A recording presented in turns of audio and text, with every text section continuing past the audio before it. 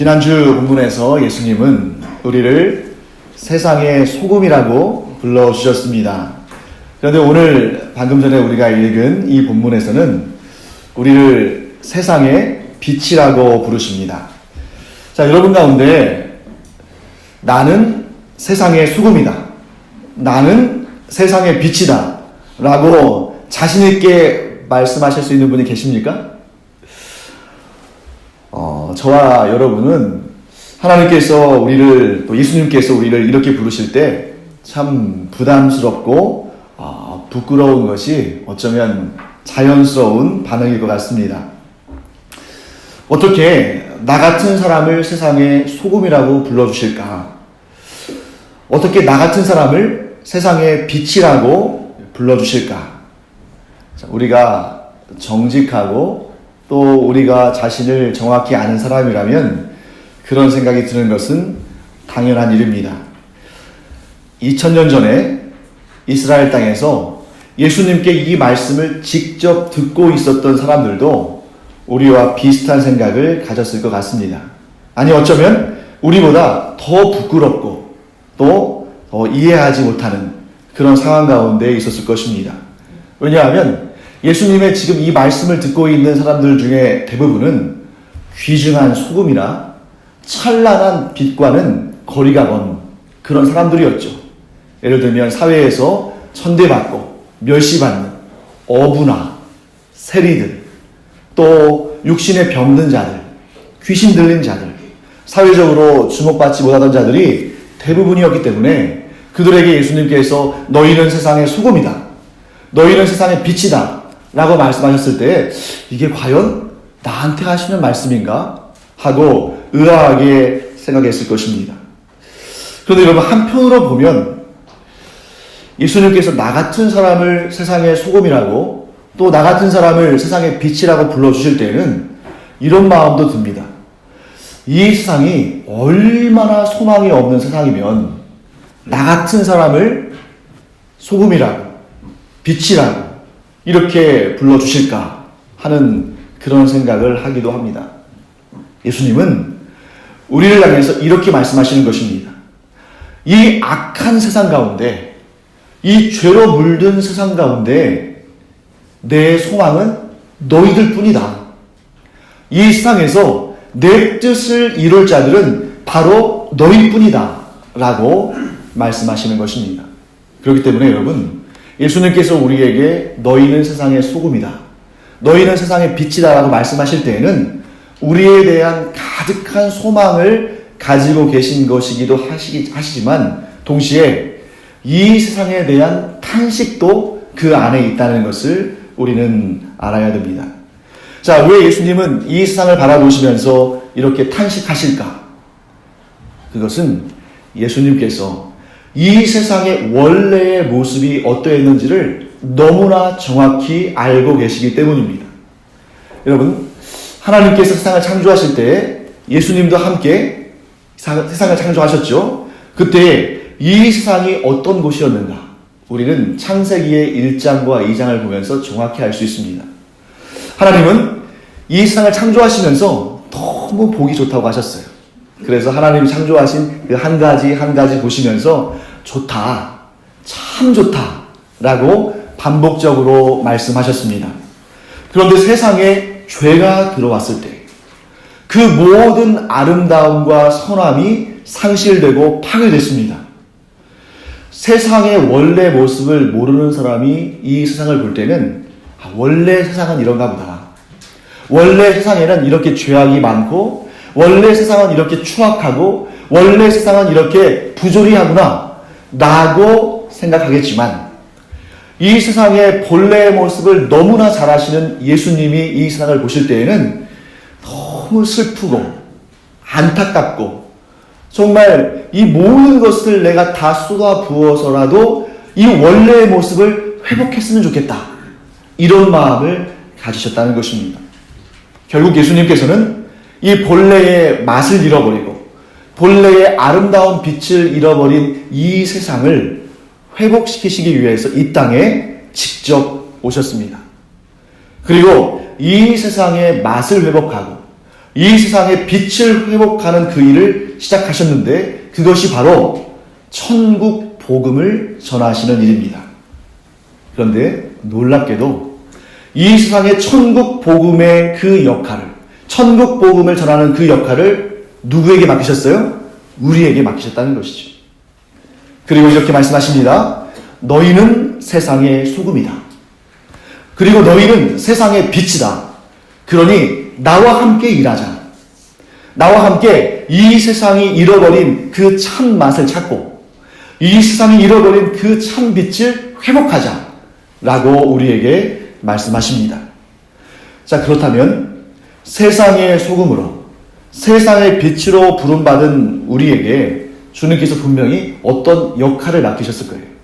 그럼 우리는 어떤 역할을 함으로써 세상의 소금이자 세상의 빛으로서의 그 역할을 감당할 수 있을까? 저는 이 말씀을 묵상하면서 이러한 결론을 얻었습니다. 예수님께서 우리에게 주신 그 말씀 가운데 우리의 역할을 찾아야 한다. 그래서 제가 발견한 본문은 요한복음 8장 12절에서 예수님께서 직접 하신 말씀입니다. 우리 요한복음 8장 12절 한번 볼까요? 함께 읽어보겠습니다. 예수께서 또 말씀하여 이르시되 나는 세상의 빛이니 나를 따르는 자는 어둠에 다니지 아니하고 생명의 빛을 얻으리라. 한 번만 더 읽어보겠습니다. 예수께서 또 말씀하여 이르시되 나는 세상의 빛이니 나를 따르는 자는 어둠에 다니지 아니하고 생명의 빛을 얻으리라. 아멘. 예수님께서 지금 직접 하신 말씀입니다. 예수님께서 자신을 뭐라고 호칭하셨습니까? 세상의 빛이라고 호칭하셨습니다.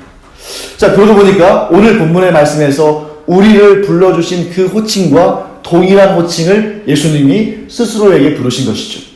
곧 우리는 예수님과 함께, 예수님 안에서, 예수님과 함께 일하면서 이 세상의 빛의 역할을 해야 한다는 것이죠.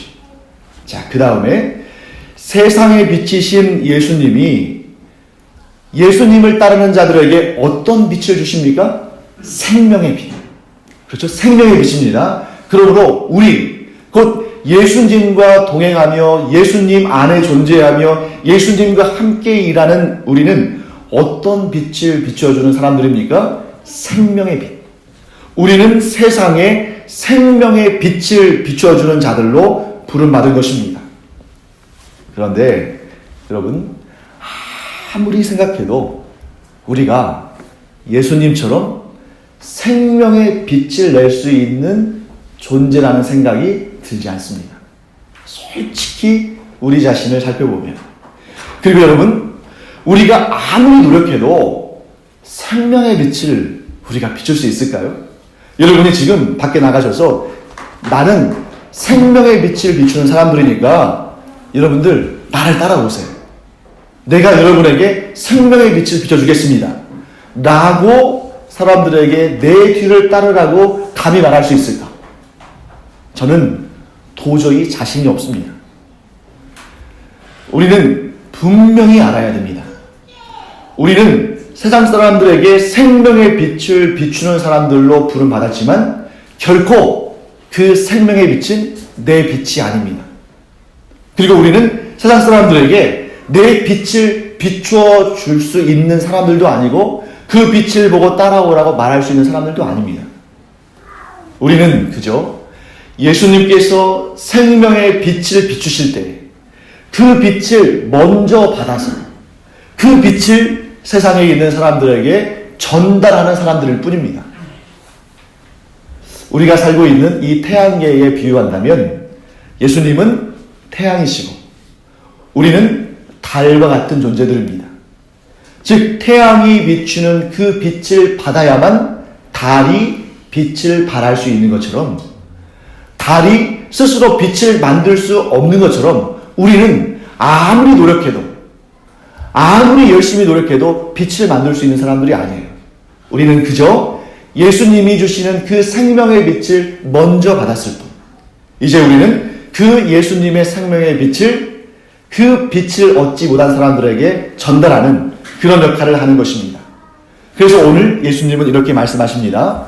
너희는 세상의 빛이라. 산 위에 있는 동네가 숨겨지지 못할 것이요. 여러분, 이런 상상 한번 해보기 바랍니다. 실제로 있었던 일은 아니고요. 제가 어제 만들어낸 얘기예요. 네. 어떤 사람이 등산을 갔습니다. 깊은 산속에 들어갔습니다. 그런데 그만 거기에서 길을 잃어버렸습니다. 그러니까 자기가 올라갔던 길을 찾으려고 아무리 애써도 그 길을 찾지 못하는 거예요. 계속 돌고 돕니다. 그 길을 또 가고 또 갑니다.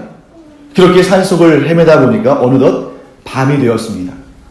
아무도 없는 산속에서 바람 소리도 무섭게 느껴지고, 자기가 걸을 때마다 그 소리 나는 낙엽 소리도 굉장히 막 두렵게 느껴지고, 그렇게 들치는 소리에 또 흠칫흠칫 놀라면서 그런 두려움 가운데 밤새 길을 헤맸습니다.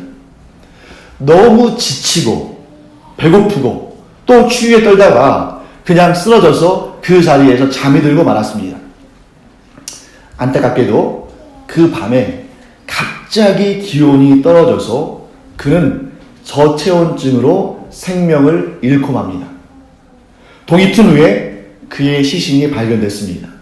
그런데 너무너무 안타까운 사실은 그 시신이 발견된 곳은 그 산에 있는 동네, 그 산동네로부터 불과 수십 미터밖에 떨어지지 않은 곳이었다는 것이죠. 그 산동네에서, 그 산동네에 있는 집들 가운데 단 한 집만이라도, 그 희미한 호롱불만이라도 하나 켜두었다면 아마 그 사람은 죽지 않았을 수도 있었을 것입니다. 오늘 예수님은 우리를 향해서 너희는 세상의 빛이다 라고 말씀하시는데, 우리가 세상의 빛으로 부름받았음에도 불구하고 그 빛을 비추지 않아서 사람들이 생명을 얻을 기회를 얻지 못한다면 얼마나 안타깝고 또한 주님 앞에 얼마나 부끄러운 일입니까? 다시 한번 예수님의 말씀에 귀를 기울이기를 바랍니다. 예수님은 우리에게 이렇게 말씀하십니다. 너희가 등불을 켜서 말 아래 두지 말아라. 그 등불을 등경 위에 올려놓고 모든 사람들에게 그 빛을 비추어 주어라. 여러분, 여기에서 등불을 켜서 말 아래 두지 말라는 것은, 이 말이, 이 제주도의 말은 그 동물이 아니라는 사실을 잘 아시죠? 말은, 여러분, 우리가 쌀을 이렇게 풀 때 이 되가 있잖아요. 그 되가 한 10대 정도 모이면 말을 이루겠죠. 그래서 이 말을 가지고 등불을 킨 다음에 말로 씌워 놓으면 빛이 안 날 뿐만 아니라 그 빛이 꺼져버릴 수밖에 없는 것입니다. 자, 그런데 여러분, 이 내용을 잘 살펴보면 지난주에 우리가 배웠던 내용과 조금 모순되는 것처럼 보일 수 있어요. 지난주에 우리는 뭐라고 배웠습니까? 우리는 세상의 소금이다.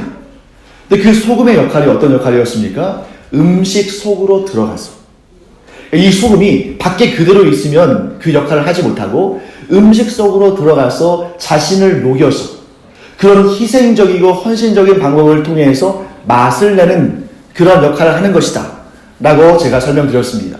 그런데 오늘 우리를 향해서 예수님께서 너희는 세상의 빛이다 라고 말씀하시는데 뭐라고 말씀하셔요? 그 빛을, 즉 그 등불을 그냥 말 아래 숨겨놓지 말고 등잔 위에, 등대 위에 등불을 놓고, 그래서 그 등경 위에 놓은 그 빛이 사람들에게 비춰질 수 있도록 이렇게 하라고 말씀하시는 것입니다.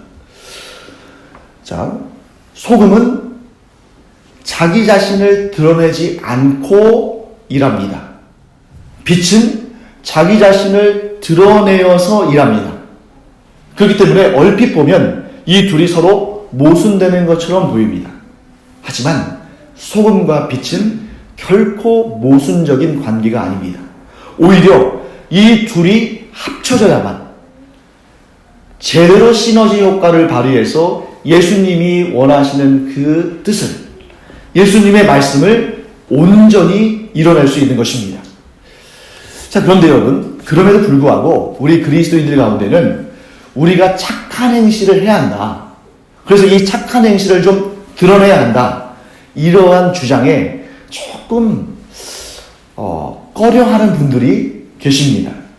제가 그것을 어제 생각해 보면서 아마 3가지 정도의 이유가 있을 것 같다 하는 생각을 했습니다. 첫째, 왜 우리가 착한 행실을 드러내는 것에 대해서 좀 꺼려하는가? 첫째, 예수님께서 마태복음 6장 3절에 이렇게 말씀하셨습니다. 네가 구제할 때 오른손이 하는 일을 왼손이 모르게 해라. 그러니까 우리가 착한 행실을 하면서도 굉장히 좀 두렵고 꺼려지는 것이죠.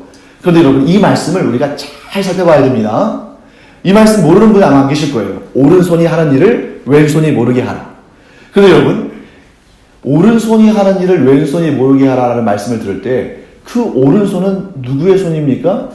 내 손이에요. 그 왼손은 다른 사람 손입니까? 아니, 그 왼손도 내 손입니다. 그래서 내 오른손이 하는 일을 내 왼손이 모르게 하라는 것은, 이 말씀은 다른 사람이 내가 하는 이 선한 행실을 모르게 하라는 말씀이 아니라 내가 모르게 하라는 거예요. 내가. 그래서 우리가 구제하고 착한 일을 하고 착한 행실을 할 때 그 일이 내게 오히려 걸림돌이 돼서 내가 오히려 자만하고 내가 오히려 교만하고 내가 자기 의에 빠져서 막 우쭐대고 그렇게 할 것을 경계하시고 그렇게 하지 말라고 하신 것이지, 결코 우리가 착한 행실을 하지 말라 혹은 착한 행실을 드러내지 말라 이렇게 말씀하시는 것이 아니라는 것입니다. 오히려 예수님은 우리에게 뭐라고 말씀하십니까? 등불을 켜서 등경 위에 올려두어서 사람들이 볼 수 있게 하라 라고 말씀하십니다. 자, 둘째, 왜 우리가 착한 행실을 하는 것에 대해서 좀 이렇게 꺼려하느냐? 네. 착한 행실에는 그만큼 대가가 요구되기 때문입니다. 그럼 우리가 한 사람이라도 그 영혼을 구원하기 위해서, 정말 천하보다도 귀한 그 사람을 얻기 위해서는 반드시 희생적이고 헌신적인 그러한 노력이 필요합니다. 그냥 되어지는 것이 아니죠.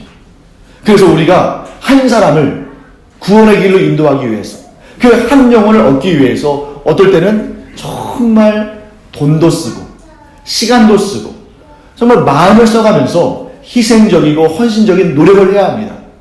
그런데 요즘처럼 그냥 내 편한 대로 살면 그만이고, 그리고 다른 사람 삶에 상관하고 싶지도 않고, 또 다른 사람이 내 삶에 대해서 이러쿵저러쿵 얘기하는 것도 싫고, 그냥 나 한 사람 잘 먹고 잘 살고 나 한 사람 그냥 신앙생활 열심히 꾸준히 하면 된다, 이런 개인주의적인 생각이 교회 안에도 팽배한 이 시대는 한 영혼을 구원하기 위해서 우리가 착한 행실을, 또 그런 착한 행실이라는 그런 희생과 헌신을 하는 일이 너무 꺼려진다는 것이죠.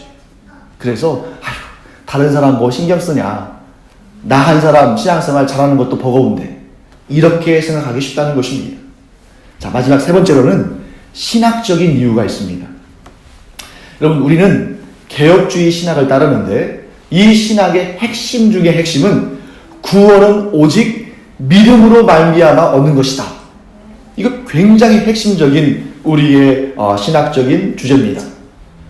그래서 이런 구원은 오직 믿음으로 라는 말을 너무 굳게 붙잡다 보니까 착한 행실을 강조하는 것에 대해서 일종의 알레르기 반응이 있는 것입니다. 그런데 여러분, 우리는 분명히 알아야 됩니다. 구원은 오직 믿음으로 얻는 것입니다. 그것은 과거나 현재나 미래나 우리 주님 재림하실 때까지 결코 변치 않는 우리의 믿음의 핵심입니다. 그런데 여러분, 그 구원을 오직 믿음으로 얻는다는 사실을 아는 우리들은 별 문제 없어요. 근데 문제는 뭐냐면, 우리가 죽기로 인도해야 할 저 세상 가운데 사는 사람들, 사망을 향해서 달려가는 그 사람들은 우리가 가진 정도의 이런 믿음은 가지고 있지 않습니다. 그러니 여러분, 복음을 전하는 우리는 믿음 가운데 거하지만 우리로부터 복음을 전해 들어야 되는 사람들은 아직 믿음이 없는 사람들이기 때문에 착한 행실 그 자체는 복음이 아닌 것이 분명하지만, 이 착한 행실이 복음의 씨앗이 그들의 마음밭에 뿌려지는데 아주 귀한 역할을 한다 하는 것을 우리는 분명히 알고 있어야 됩니다. 그래서 우리가 복음을 전하는 사람들, 그 천하보다 귀한 영혼들이 아직은 복음의 마음이 열려있지 않아요. 그들이 아직 복음을 있는 그대로 그저 받아들일 만한 그런 마음의 상태가 아닙니다. 즉 그들의 마음은 아직 옥토가 아닌 것이죠. 하지만 우리가 그들에게 착한 행실을 하고 그들을 위해서 기도하고 그들에게 마음을 쏟아주면 그들의 마음이 점점 부드러워지고 그들의 마음이 옥토가 돼서 우리가 전하는 이 복음의 씨앗이 그곳에 잘 심겨질 수 있다 하는 것을 우리는 분명히 알아야 됩니다. 여기서 우리는 또 한 가지 분명히 주의해야 할 사실이 있다는 것을 알게 됩니다. 그것은 뭐냐면 그리스도인이 세상에 좋은 영향을 미치고 또 그리스도인이 세상 사람들을 주께로 인도할 수 있으려면 우리 그리스도인들의 도덕적인 수준이 이 세상 사람들의 그것보다 월등히 높아야 한다는 것이죠. 그래서 바나 리서치 센터라고 미국 기독교교회에 상당히 명망이 있는 그런 연구단체가 있습니다. 그 연구단체에서 이런 보고서를 낸 적이 있어요. 우리 자막을 한번 볼까요? 자, 한번 읽어보겠습니다. 그리스도인들이 사회에서 선한 영향력을 행사하려면 비기독교인들보다 약 40% 이상의 도덕적인 우월성을 가지고 있어야 한다. 여러분, 이 40%가 우리 삶 가운데 어떻게 적용될지는 잘 알 수 없습니다. 예를 들어서 비기독교인들이 신호 위반을 100번쯤 할 때 우리는 한 40번쯤 하면 되는가? 비기독교인들이 도로에 길거리에 쓰레기를 한 100번 정도 버릴 때 우리는 한 40번 정도 버려도 되는가? 이렇게 우리가 수치를 그런 식으로 적용할 수는 없겠죠. 하지만 분명한 사실은 이것입니다.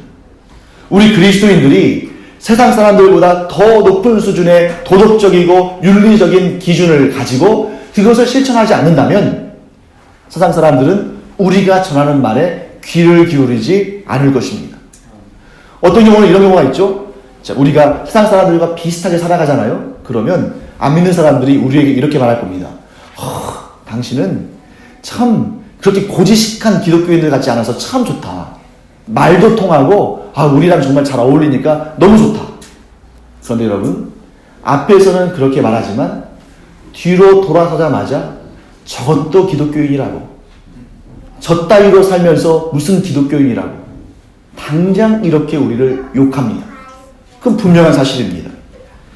그렇기 때문에 예수님은 우리에게 이렇게 말씀하십니다.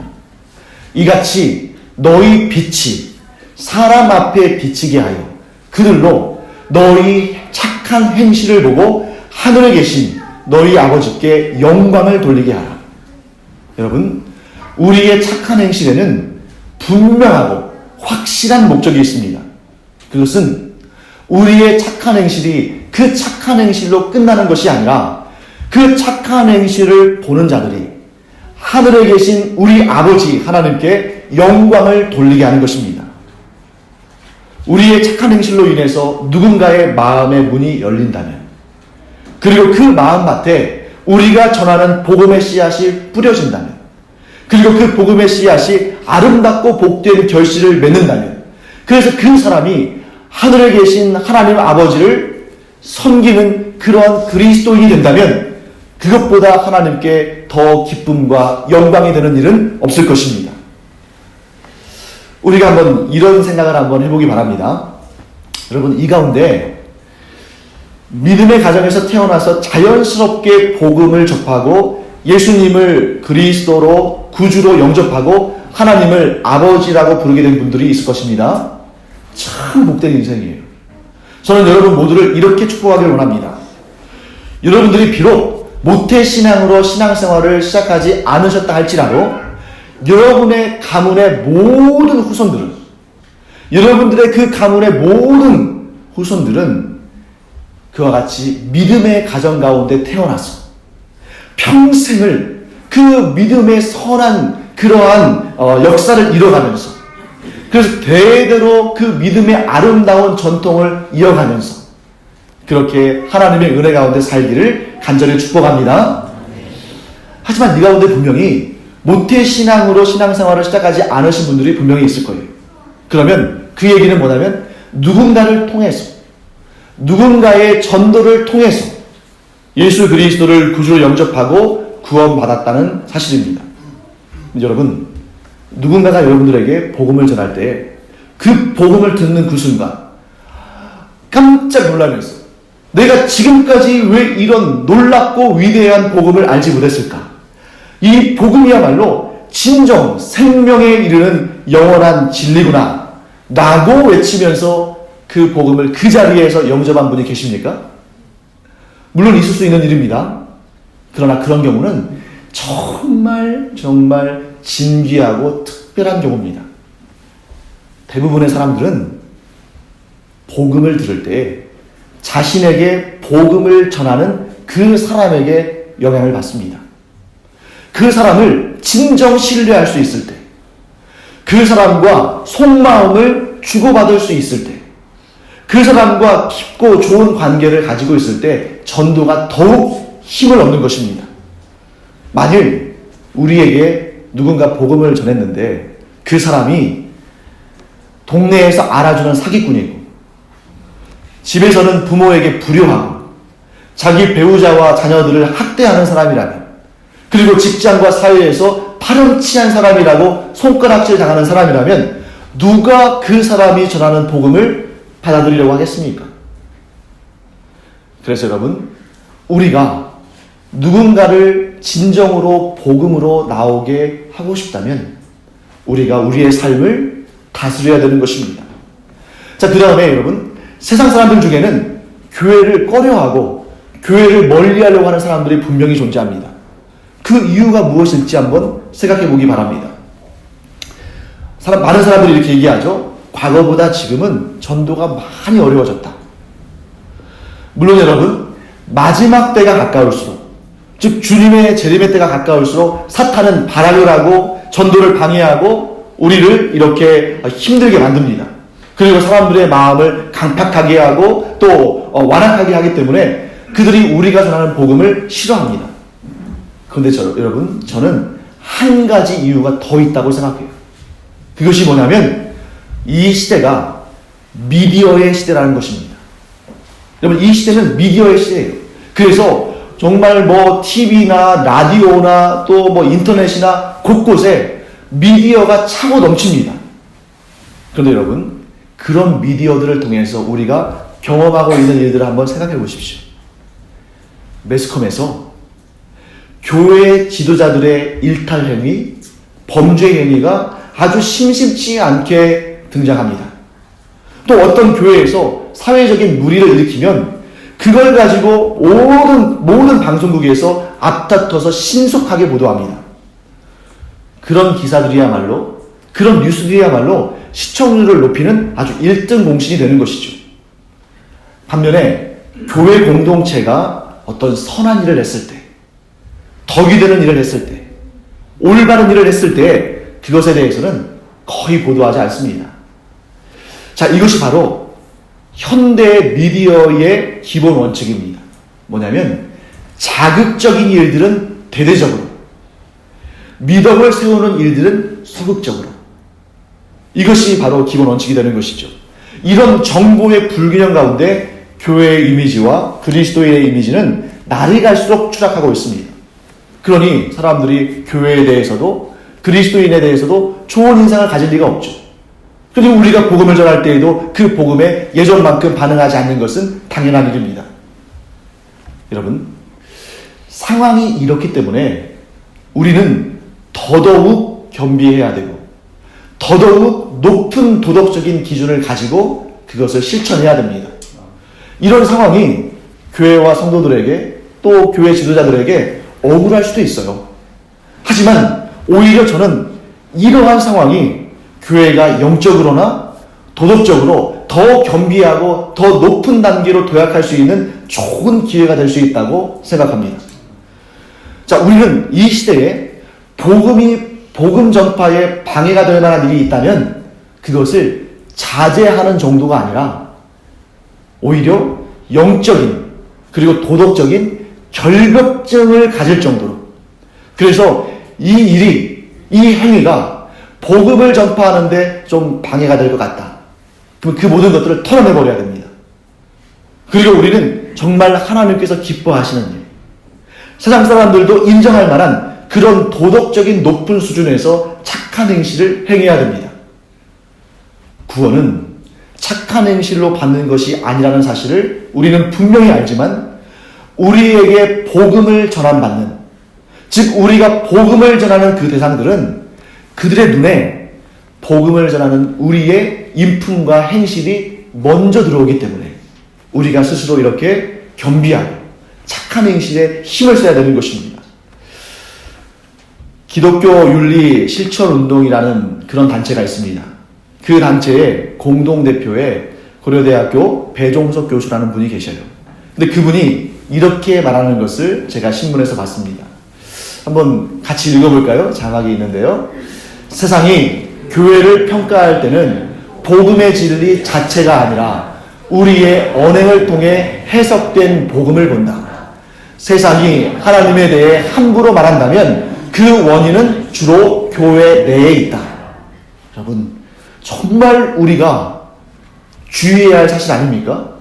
우리는 복음만 잘 전하면 된다고 생각했는데 우리가 복음을 전할 때 그 복음을 전환받는 사람들 눈에는 누가 먼저 보인다는 거예요? 우리가 먼저 보인다는 거예요. 우리의 말과 우리의 행실과 우리의 이 모든 도덕적인 수준과 이런 부분들을 먼저 보고 그것을 통해서 복음을 접한다는 것입니다. 우리가 얼마나 높은 도덕적인 수준을 가지고 있어야 되고 그것을 실천하기 위해서 얼마나 애를 써야 되는지를 우리가 이 시간 알기를 원합니다. 참 저도 이렇게 부담스러운데 여러분도 얼마나 부담스럽겠습니까? 하지만 이건 우리가 꼭 알고 있어야 되는 부분입니다. 그런데 감사하게도 한국교회가 아직 절망적이지 않다. 아직도 우리에게 소망이 있다라는 통계 자료들도 볼 수 있습니다. 그래서 제가 가장 최신의 아주 따뜻한 따끈따끈한 그런 데이터를 가지고 왔는데 기독교 인터넷 신문 가운데 아이굿뉴스라는 그런 매체가 있습니다. 거기에서 2019년도 1월 9일, 올해 1월 9일 한 열흘쯤 전이죠. 이런 기사를 실었습니다. 제목은 교육, 복지, 나눔 각 분야에서 개신교의 공헌이 월등하다라는 제목인데 이 기사는 기독교에서 조사한 내용이 아니에요. 이것은 공신력 있는 기관, 우리나라의 문화체육관광부에서 한국학중앙연구원이라는 단체에 의뢰해서 조사한 아주 공신력 있는 결과입니다. 거기에 2018년도 한국의 종교 현황이 나옵니다. 그래서 제가 이제 자막을 준비했는데 아직 잠깐만 제가 이제 기다려주시고 제가 이제 보여달라고 할 때 보여주시기 바랍니다. 먼저 문제를 드리겠어요. 질문을 드리겠습니다. 여러분, 우리나라의 주요한 종교하면 뭐 개신교, 또 천주교, 불교, 유교 이런 종교들이 있겠죠. 자, 그런 종교들 가운데 교단 수가 제일 많은 종교는 어떤 종교일까요? 그렇죠. 개신교일 것 같잖아요. 저도 당연히 그렇게 생각했습니다. 자료를 한번 보여주시죠. 우리나라에 존재하는 종교들 가운데 교단 수가 가장 많은 종교는 예상외로 불교였어요. 불교가 482개의 교단을 가지고 있답니다. 그런데 뭐 예를 들면 조계종, 뭐 천태종 이런 교단들이죠. 그런데 개신교는 2등이었어요. 상당히 적죠? 374개입니다. 불교가 개신교보다 100개 이상 교단이 많은 거죠. 그러니까 많이 이렇게 퍼져 있다는 겁니다. 자, 그런데 흥미로운 사실은 각 종교별로 이제 그 종교가 가지고 있는 법인들, 그런 사회 법인들의 현황을 보면 그 다음 볼까요? 개신교가 무려 633개, 불교는 353개, 천주교는 118개, 유교는 38개로서 그 법인 현황을 볼 때 개신교가 전체의 54%, 절반 이상을 차지합니다. 개신교가 설립하고 운영하는 법인이 이렇게 많다는 것은 뭘 의미하냐면 봉사와 섬김을 위한 다양한 활동을 그만큼 많이 하고 있는 것이라는 증거입니다. 자, 그 다음 볼까요? 교육 분야에 있어서도 개신교의 기여도는 다른 종교들보다 더 적극적이었습니다. 여러분, 선교 초기부터 우리 개신교는 의료와 교육 분야에서 아주 열심히 힘을 내서 공헌했죠. 그래서 이 사회가 오늘날 이렇게 발전하게 된 데에는 개신교 선교사들이 세워놓은 그런 학교들과 병원들이 지대한 역할을 했습니다. 근데 이 데이터는 우리에게 뭘 보여주냐면 우리 선배들이, 우리 믿음의 선배들이 보였던 그 아름다운 전통을 우리가 계속 열심히 이어가고 있다는 걸 보여주죠. 그래서 2018년도 문체부가 조사한 종교 배경을 가진 고등교육기관은 모두 145개인데 그 중에서 무려 109개가 개신교가 설립하고 운영한 학교들이었습니다. 비율로 따지면 75%가 넘어요. 곧 전체의 4분의 3이 개신교가 설립하고 운영하는 학교들이라는 것입니다. 자, 그 다음에 또 우리가 이런 데이터도 볼 수 있습니다. 작년 2018년도를 기준으로 볼 때 우리나라에서 활동하는 사회복지단체는 모두 529개입니다. 이거는 종교뿐만 아니라 종교단체가 아닌 일반적인 사회복지단체까지 모두 합했을 때의 529개인데 그 중에 개신교가 운영하는 사회복지단체가 259개로 전체의 49%, 불교는 152개, 천주교는 97개. 우리가 이런 내용들을 볼 때 참 아직 소망이 있구나. 그래서 그 뒤에 문화, 사회, 관광 이런 부분을 모두 담당하는 문체부의 분석에 따르면 이 종교단체들의 사회복지 사업이 정부 차원의 이 복지 사업과 협력해서 이 복지의 사각지대에 있는 사람들을 참 열심히 돕고 있다라고 분석하면서 개신교가 그 중에서 가장 중요한 역할을 감당하고 있다라고 결론 지어지고 있습니다. 사랑하는 성도 여러분, 물론 우리는 이런 데이터를 보면서 결코 자만해서는 안 됩니다. 그리고 우리는 항상 경계해야 됩니다. 무엇이냐면 이러한 사회적인 봉사활동이, 이러한 착한 행진들이 하나님께 영광을 올려드리는 것이 아니라 만일 나의 영광을 위해서, 나의 이름을 내기 위해서, 내가 칭송받기 위해서 하는 거라면 이것은 하지 않느니만 못합니다. 그렇기 때문에 여러분, 우리가 큰 일이든 작은 일이든 우리가 어떠한 착한 행실을 할 때 반드시 우리는 이렇게 반응해야 됩니다. 우리가 착한 행실을 하면 세상 사람들이 그런 모습을 보면서 참 당신 훌륭합니다. 정말 당신이 있어서 이 사회가 정말 이렇게 행복합니다. 잘 돌아가고 있습니다. 이렇게 인사할 때 우리는 그 얘기를 듣고 묵묵히 미소만 지으면서 고개만 끄덕이면 안 됩니다. 우리는 반드시 우리의 착한 행실에는 목적이 있다는 사실을 분명히 알아야 됩니다. 그래서 우리를 칭송하고 우리를 칭찬하는 그런 말을 들을 때 우리는 반드시 이렇게 얘기하길 바랍니다. 이 모든 것은 내가 나 스스로 나의 선함을 가지고 하는 일이 아닙니다. 우리 그리스도인들이 이와 같이 착한 일을 하는 것은, 이와 같은 선한 일을 하는 것은 오직 하나님께 영광을 올려드리기 위한 것입니다. 그러면 이 이야기를 듣는 사람들은 굉장히 당황스러울 거예요.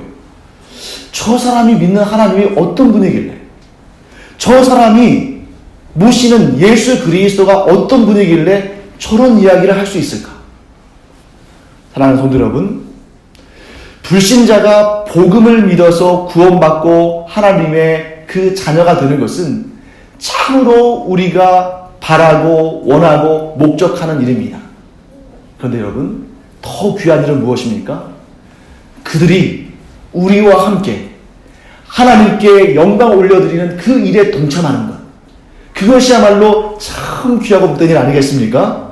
그래서 여러분, 우리가 한 사람이라도 더 구원받고 또한 한 사람이라도 더 하나님께 영광을 올려드리는 존재가 되도록 우리가 마음을 쏟고 착한 일을 하고 또 때로는 돈을 사용하기도 하고 또 시간을 사용하기도 하면서 그렇게 그들을 위해서 우리가 희생하고 헌신하는 그런 하나님의 사람들 되기를 간절히 축원합니다. 그렇게 할 때 예수님은 우리에게 분명히 이렇게 말씀하실 것입니다. 그래 봐라, 내 말이 맞지 않느냐? 너희는 진정 세상의 소금이고 세상의 빛이니라. 예수님께 이렇게 칭찬받는 여러분과 제가 되기를 간절히 축원합니다. 기도하겠습니다. 하나님, 주님의 은혜를 감사드립니다. 저희를 세상의 소금으로, 세상의 빛으로 삼아주신 그 주님의 뜻을 이 시간 저희들이 살펴봤습니다. 하나님, 저희들이 한 영혼이라도 더 구원하고 한 영혼이라도 더 하나님께 영광을 올려드리도록 이 빛과 소금의 사역을 계속 잘 감당할 수 있도록 은혜 더하여 주시옵소서. 감사드리며 예수님의 이름으로 축복하며 기도합니다. 아멘.